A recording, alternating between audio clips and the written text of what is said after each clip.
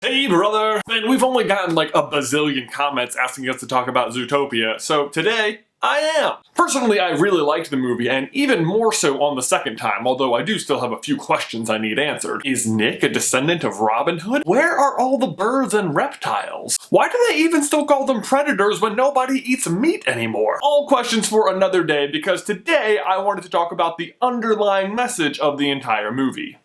Race.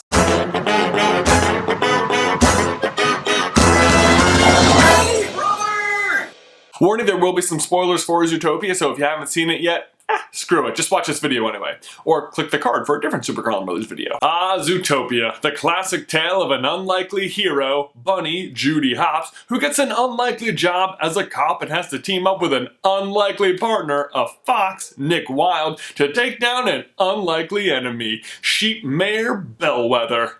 Classic kids movie.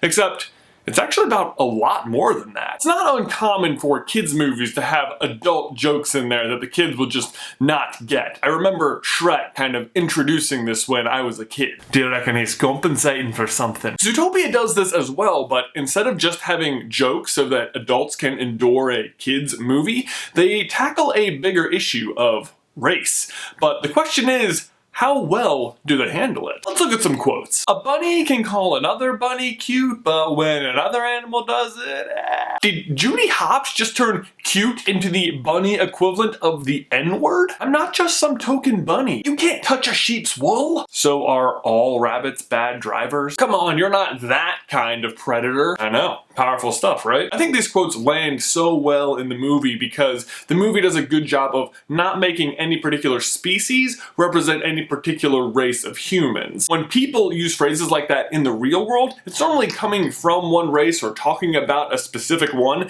but when all the cliches get jumbled together and then redistributed out of the mouths of the adorable cartoon characters, it's a little bit easier to see how harmful they can be and honestly can make you feel like a little bit stupid. Which, in this case, is actually kind of a good thing. One thing I really liked was that although all those quotes were about like real-life human stereotypes, they also managed to work in some made-up animal stereotypes as well. Like how foxes are untrustworthy or how elephants have really great memories. And I love how they dove into each of those situations. Like with the elephant, she actually has a really bad memory. This shows how unhelpful and rude it can be to base an individual based on the stereotype of their entire race, or in this case, species, even when that stereotype could be considered something positive, like having a really great memory, which I can imagine being super annoying if everyone thought that about you when in fact you do not have a great memory. On the reverse of that, the fox in question, Nick, one of our main characters, actually does live up to his stereotype,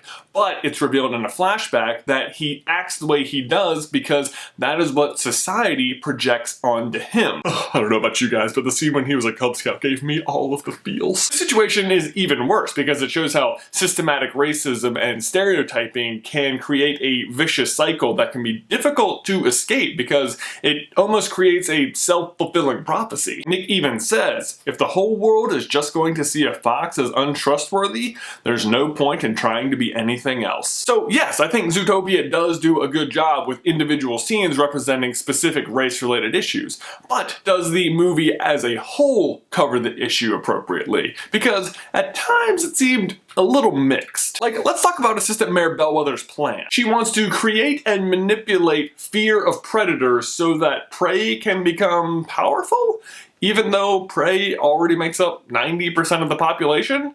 And everyone already seems to live in relative peace? What is her motivation? Is prey being oppressed? I mean, if they're 90% of the population, it seems like they would be the ones in control, so if anyone, you think it's the predators who are being oppressed, but they seem to be doing okay too. I mean, everyone elected a lion as the mayor, and alongside that you have Judy, who gets discriminated against because she wants to be a cop even though she's super small. So is it predator versus prey, or just big versus small? Bellwether even says to her, us little guys gotta stick together, but there are little predators too, so what? Small predators like Nick, for example, who is again discriminated for a whole different reason. Not for being big or small, prey or predator, but just for being a fox. So maybe it's not any of those things. Maybe it's just specific species that are being discriminated against. But then what happens when you compare Nick's individual battle with systematic prejudice against Mayor Bellwether's total plan? On the one hand, the movie is suggesting that prejudice is part of the system and patterns of behavior over time. But then on the Mayor Bellwether hand, it seems to be suggesting that prejudice is stemming from this one character, and that by removing Mayor Bellwether from the equation, you can basically fix all the problems, which is actually what happens in the movie, but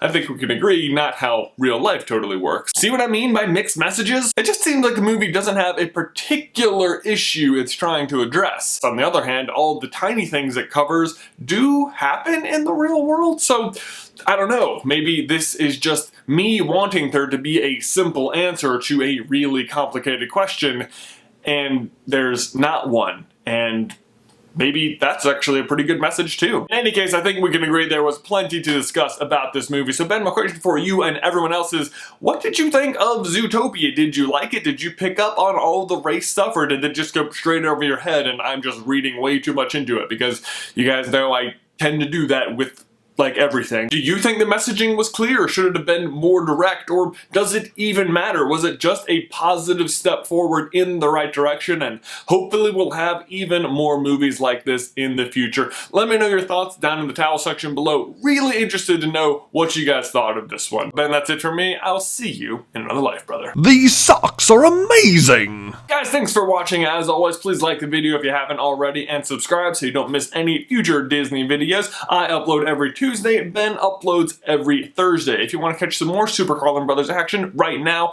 I would totally recommend you check out this one where we talk about whether or not Pixar is sexist, or possibly this one where we discuss why Riley has male and female emotions. See you next time.